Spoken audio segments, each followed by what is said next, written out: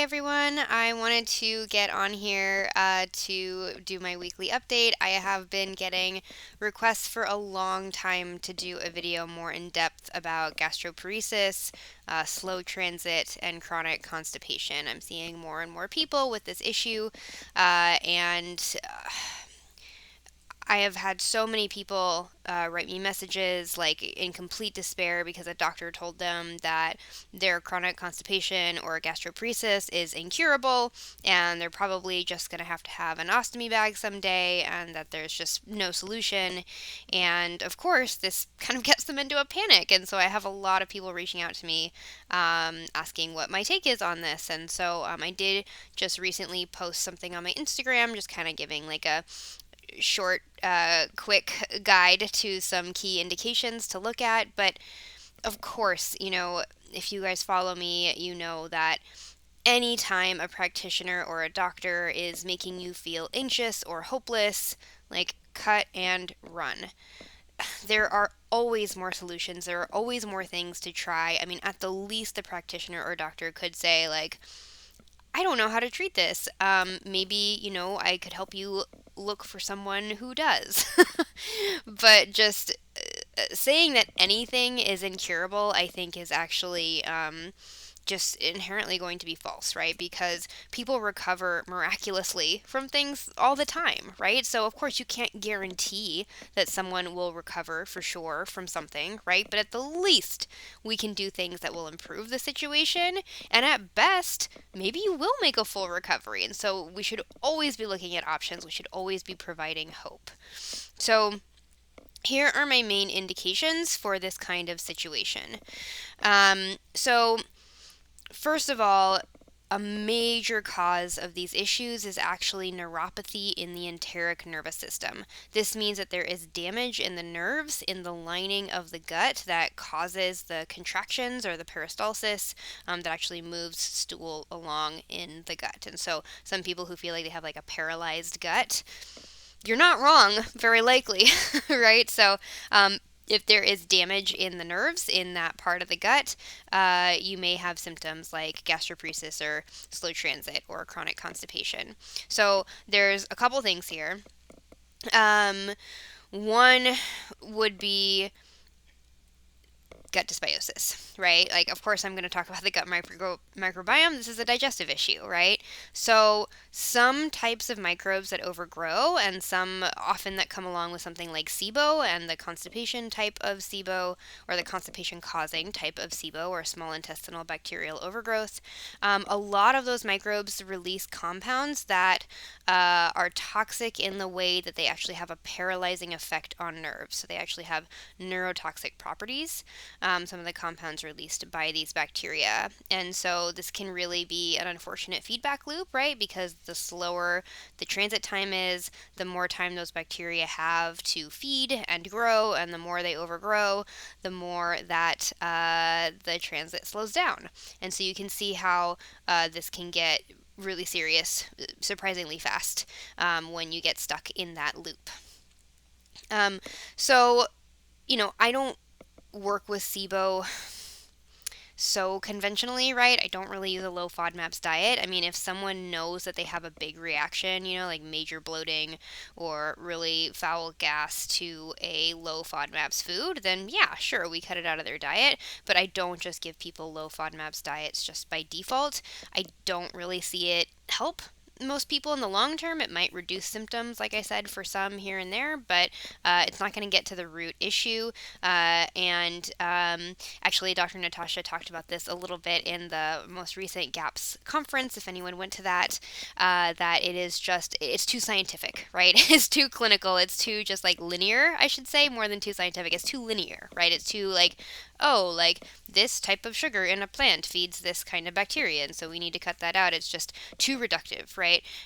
So we need to look at the big picture more on why is that type of bacteria being allowed to overgrow by the immune system, and how can we actually change the forms of the bacteria and the population ratios in order to help the immune system strengthen and fight that off on its own. So, of course, I'm going to talk about the kind of a gut reset or gut rebuilding, I'm calling it now, type of diet, which is based on GAPS or the specific carbohydrate diet, where you take all of those longer chain carbohydrates, the starches, out of the diet to really help support the healing of the digestive tract, to starve out the many, many families of bacteria that often overgrow. And Sibo is kind of like a last symptom along a long thread of massively overgrown opportunistic microbes over many, many years.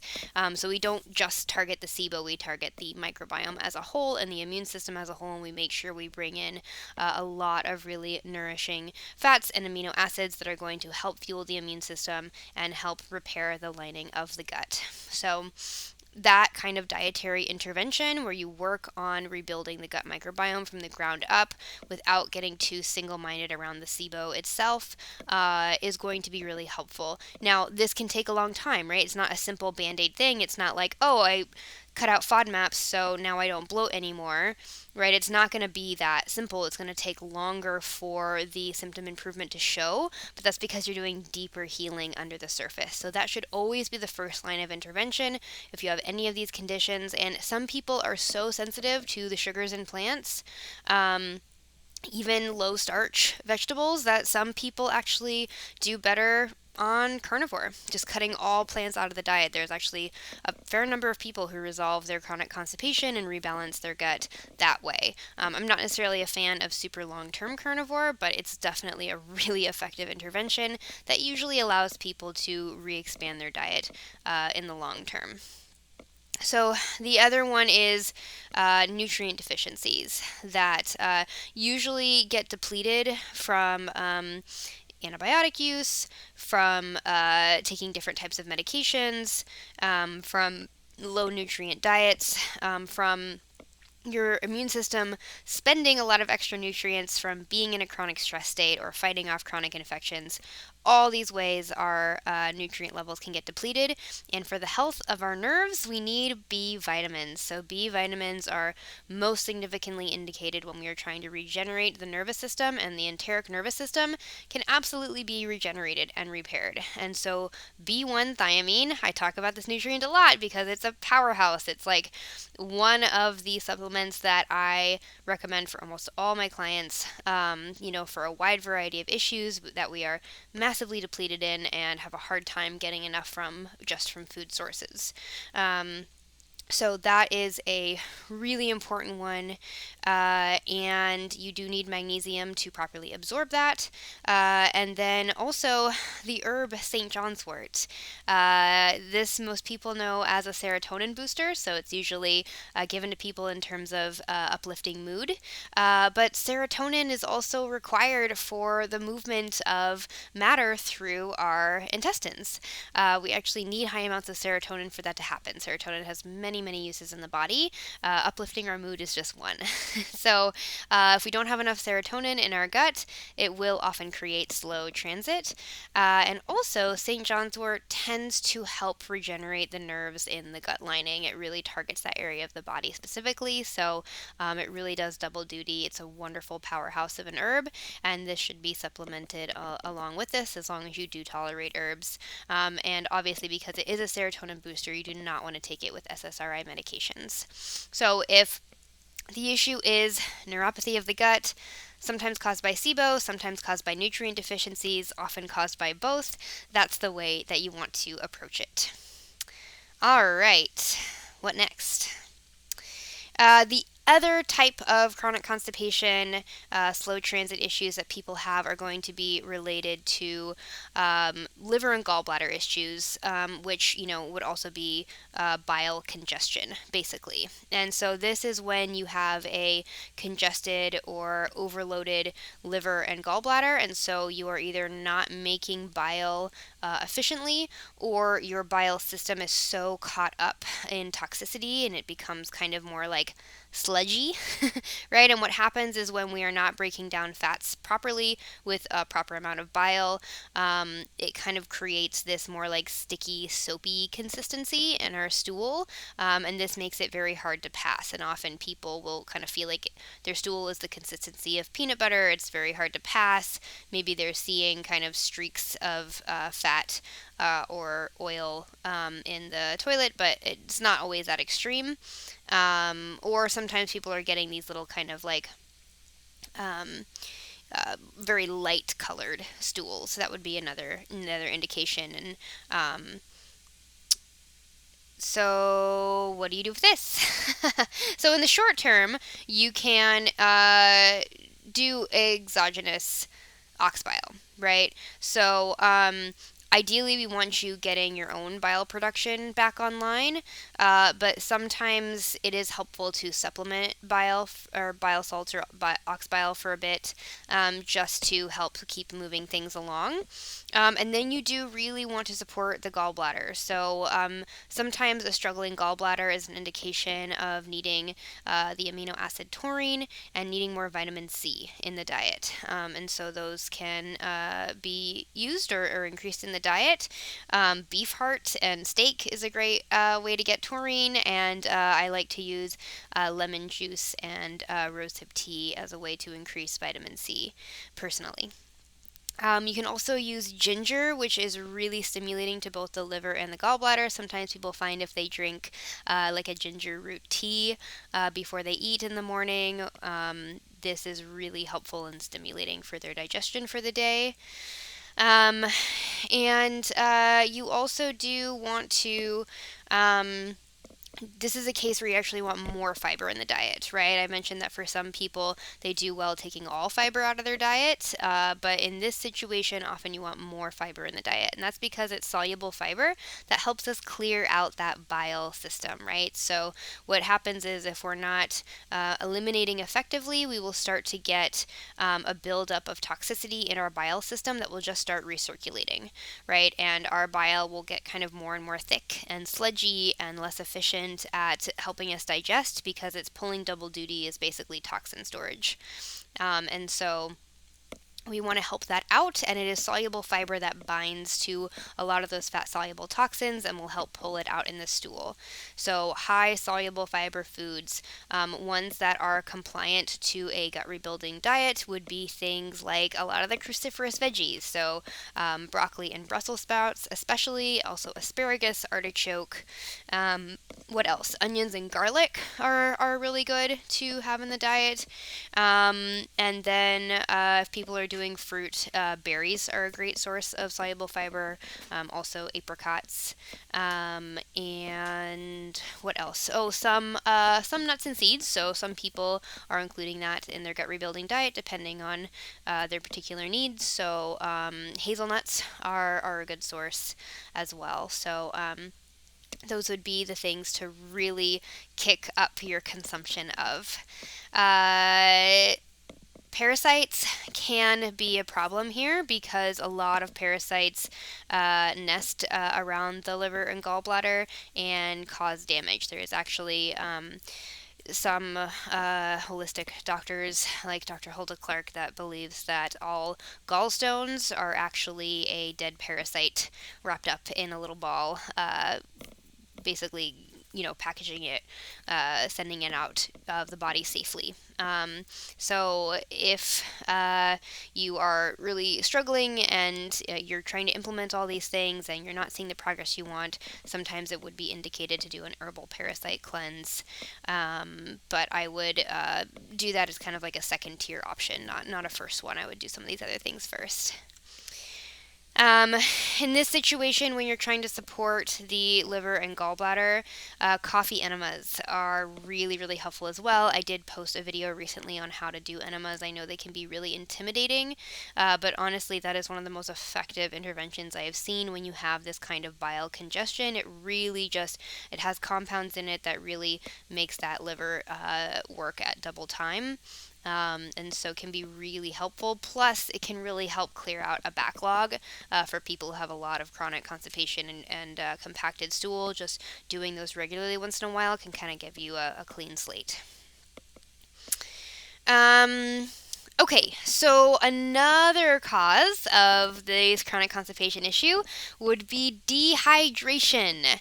So, this may mean that you need to drink more water. That is the case for some people. I mean, there are some people that are drinking like almost no water and they're just drinking coffee all day or energy drinks or something like that. So if you're one of those people that just like forgets to drink water at all, yeah, you should probably drink more water. Now, there's a lot of people though that actually are drinking enough water, very likely, but they are not getting enough minerals in their water. So a lot of the dehydration I'm talking about is actually more of a mineral deficiency than, a true like water deficiency, right? So you need a lot of high quality electrolytes, especially if you have a body under stress. And let's face it, if you have a chronic illness, your body is under stress. And so you're going to need a lot more minerals than the average person. These are the spark plugs of the body, and they get very depleted under stress. So I would really suggest a high quality electrolyte supplement. I really like the plain unfavored Keto K1000 electrolytes. I have no affiliation with them. It's just the best ratio of electrolytes I have found on the market. But also in my book, I have a recipe to make your own. And actually, I'm selling water bottles on my website now that give you your electrolyte recipe right there on the water bottle. So it's always there and you don't forget it. And you can just buy those supplements in bulk and mix up your own very clean electrolyte powder yourself. So you really want to make sure that you have minerals supplemented in your diet, as well as a high level of minerals that you're eating in your diet, of course. But many of us in today's world need to supplement as well. And it's amazing to me how many people I get who have chronic constipation or gastroparesis, and no one that they've worked with has ever mentioned supplementing minerals yet. And that is just wild to me. That is such an obvious first thing. So we want magnesium, potassium, sodium. Again, supplementing and making sure when you are drinking water, avoid things like reverse osmosis unless you are adding those electrolytes back in. Ideally, getting a source of spring mineral water is really great. I know that can get really expensive. If you can find a local source of raw mineral water like spring water, findaspring.com, I think, or .org. I have it in my book somewhere. um, that is a great website to see if there is a raw spring near you, but you can also buy it bottled and try to budget it. Now, dehydration can also be a lack of fats. So again, we're kind of seeing this like back and forth between like, do we need more fiber or do we need less fiber? And this really depends on the person. You kind of just have to like try these different things I'm suggesting and see how your body responds. But give it time. Like I would give yourself at least 3 to 6 months, trying each intervention to see if it's going to help. Some people need a lot more fiber in the diet when the bile recirculation system being clogged up is the issue, but some people actually need a lot less fiber and a lot more fat in their diet because fat is actually very hydrating. It's very lubricating. And there are people with chronic constipation that are eating way too much protein and not nearly enough fat. So things like cod liver oil or fish oil or ghee are going to be some of the best sources of fat that I see tolerated by people who have chronic constipation. And sour cream, actually. I have had people do sometimes 2 cups of sour cream a day, which I know sounds insane, but I have people like eat it like yogurt. And it just makes up like half of their calories for the day, right? But it is actually incredibly nutritious, and it seems to really stimulate bowel movements in people. I've actually used this myself. I have a history of struggling with chronic constipation myself, and so the sour cream intervention has been one I've used too very successfully. Um, okay. If you need immediate relief, I usually have people do the following. The first is just dose like 1,000 milligrams of magnesium citrate, like really take it up and really just relax the bowels and try to get it out.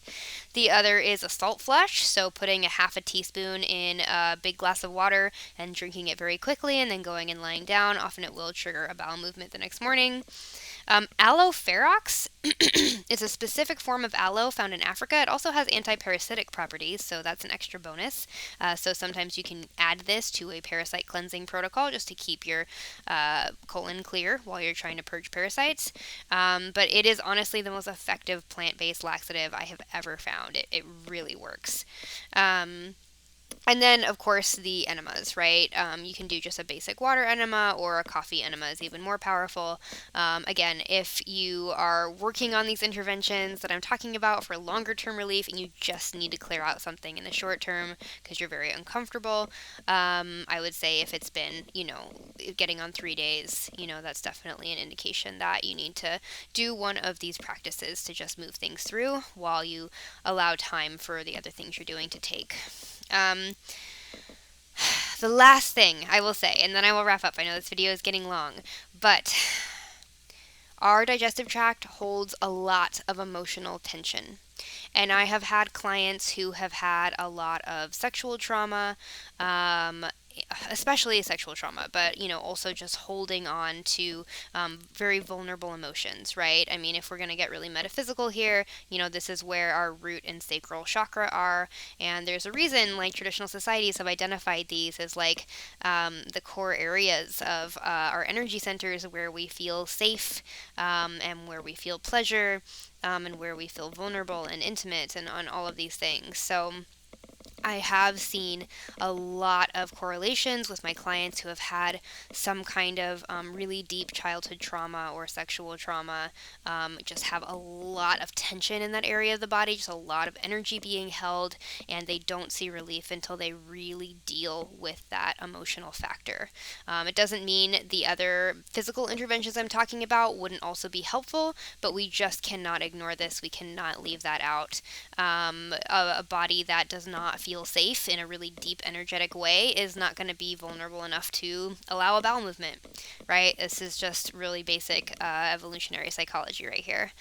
So I do encourage you to seek out especially somatic trauma healing practices. Sometimes things like EMDR are helpful, although that's a little more intense. I don't always see that being helpful depending on the person, but certainly things like tension and trauma releasing exercises, somatic experiencing, and other kinds of alternative modalities, things like Reiki or dance therapy, or things like that can sometimes be really, really useful. So I hope this is all helpful, and I am in my studio right now. My husband made me a makeshift recording studio because I'm currently working on recording the videos for my first new self-guided online course, which is called Rebuild Your Histamine Response. And so it is all the practices that I have published in my book, but targeted specifically for people with histamine and mast cell issues, because this is such a specialized population that really needs more particular suggestions for how they can get into remission. And of course, it's close to my heart because this is the condition that I have dealt with as well. So I'm very excited. I'm hopefully going to be releasing that sometime this next month. So stay tuned for that. I will be talking more about it soon. Bye, everyone.